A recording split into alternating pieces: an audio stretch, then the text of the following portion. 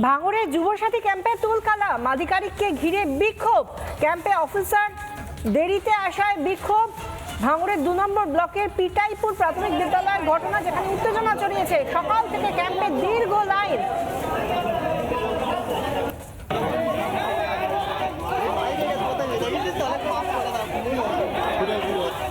দীর্ঘক্ষণ অপেক্ষার পরেও শুরু হয়নি ক্যাম্প।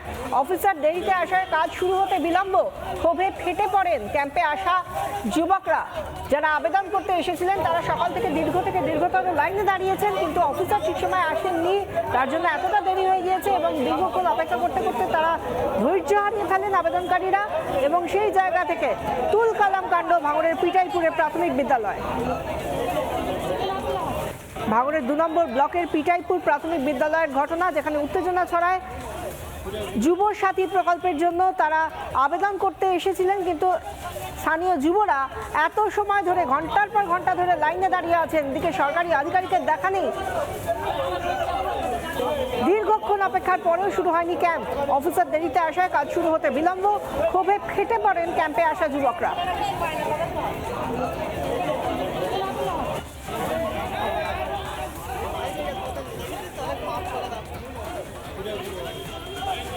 সকাল থেকে তারা ক্যাম্পে দীর্ঘ লাইনে দাঁড়িয়ে রয়েছেন। নিজেদের সমস্ত কাজ ফেলে তারা এসেছেন।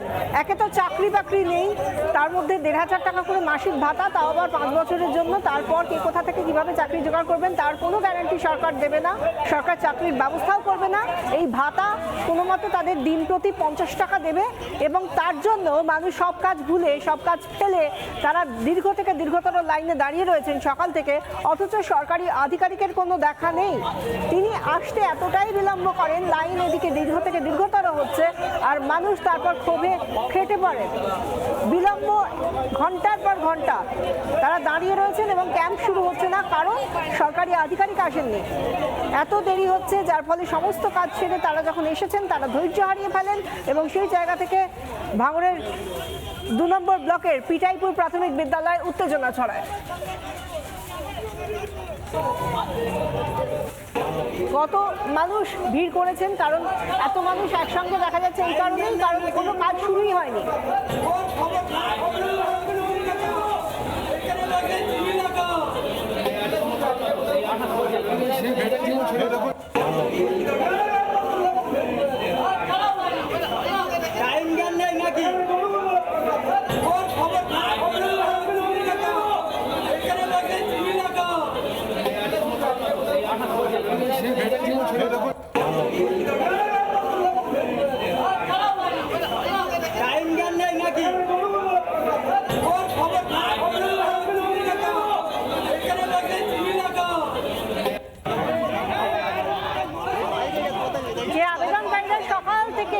বিকেল বেলা হয়ে গিয়েছে, দুপুর হয়ে গিয়েছে, তারপরেও তারা আবেদনকারীরা দেখছেন ক্যাম্প খোলা হয়নি। সেই জায়গা থেকে তাদের কি অভিযোগ শুনুন।